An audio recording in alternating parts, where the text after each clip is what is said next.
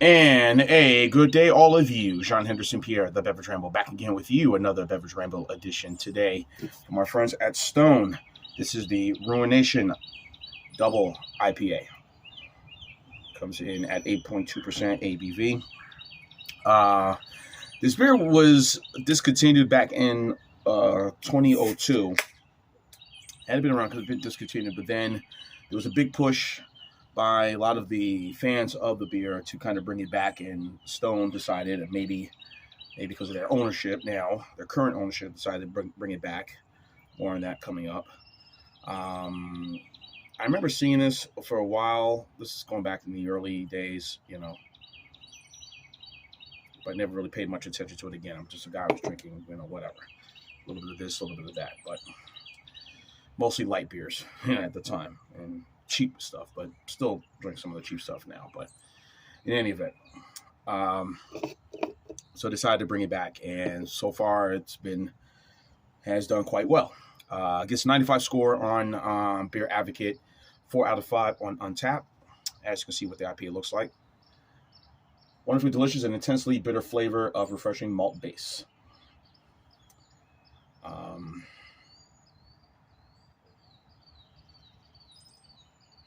Of course, Stone, based in Escondido, if I'm pronouncing it correctly, California, which is right outside San Diego. Of course, they're formed in 1996, and now here they are, going on 5 years now. 96 going on now, 28 or 27 years. Here we are, 96.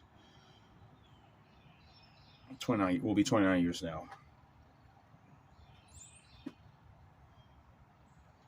Yeah, 20 years.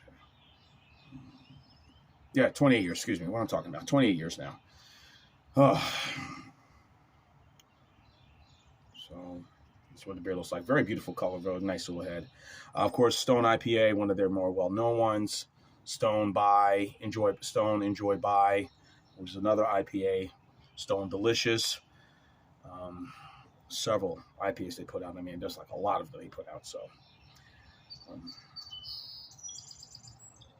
get the citrus, but also I'm getting more of that strong hop aroma right now. So, which is what West Coast IPAs tend to be known for, mostly very strong, very hoppy, and some intense fruitiness to it, citrus, pineapple, grapefruit, but the hops really tend to overtake it versus the East Coast where it tend to be more fruity, but the hops are there. So there's your difference. All right, let's have that. Cheers.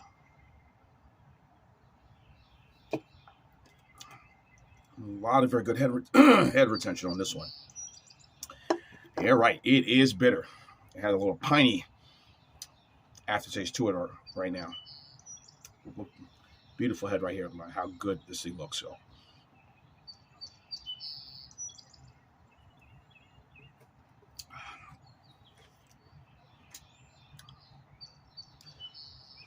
Orangey, grapefruit, citrusy, and very great, amazing hop presence in this.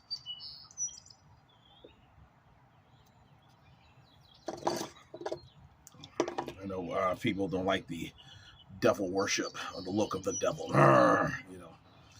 but this happens a lot. A lot of these breweries, craft breweries, will do something and things will get discontinued. I mean, it took about almost 20-something years to bring this beer back on the market again, just like what Stone did with their Stone Russian Imperial Stout. Then they brought it back and went to Stone Imperial Stout. Decided not to put the Russian name in there, so I wonder why. Something going on overseas, maybe.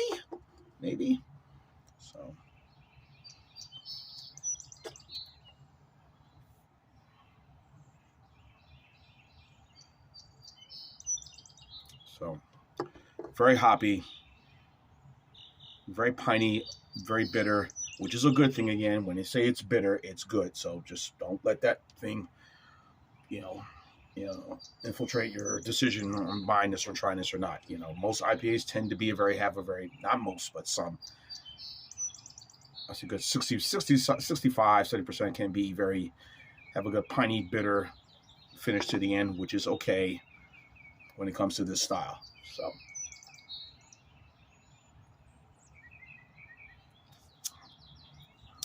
the brewery was bought out, has gone through some changes, have had some lawsuits. The most well-known lawsuit they took to Molson Coors when they attacked them for Molson Coors, their beer, Keystone Light. They wanted to call it Stone. Stone said no, we don't want to be affiliated with that beer. Do not use our name. Stone. And Keystone Light. Everyone thought, well, I didn't know that Stone made a light beer, Keystone. So they had took a lawsuit. I think that had been settled between the brewery and Molson Coors. And then, of course, 2022, the company was bought out by Sapporo Breweries, based in Japan. Obviously, when these mergers tend to happen, it's always about distribution and, further pushing your product out. I guess for them is pushing it out further out overseas and let folks try some Stone beers. Of course, we all know what they are. As I mentioned, I already threw them the list of some of those beers. Also, the Arrogant Bastard Ale, which is a fantastic, strong American ale. Comes in, I think, 7.8%. Also, they had an agreement with Walmart years ago, and I don't know if that partnership still lasts, where they will start pushing all of their beers, just the big two, the IPA and the Arrogant Bastard Ale, and people will get to see it. I know I bought a few cans when I lived in Mobile, Alabama, and I'm sure there are other Walmarts throughout the country, ones that are able to sell beer, were able to get try some Stone products. So, of course, Sapporo Breweries, we all know Sapporo Light, Sapporo Reserve, Sapporo Black. Fine, wonderful beers from there. And this is superb. I don't see nothing negative about this at all. Great flavor, nice piney bitter finish, strong hop flavor, very refreshing, and you don't feel the 8.2% right away. So slowly but surely it'll creep, but not right away. So this is quite good. I'm going to go 9.4 on this one. So this is also an A for me.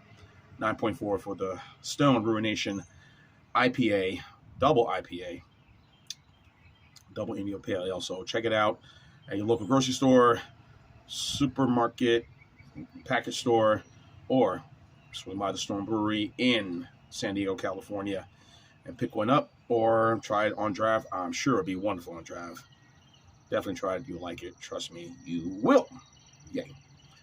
John Henderson, Pierre, the Beverage Ramble Team. Keep on watching. As always, cheers, live, laugh, and love. Can't say love. Take some, soothe my throat.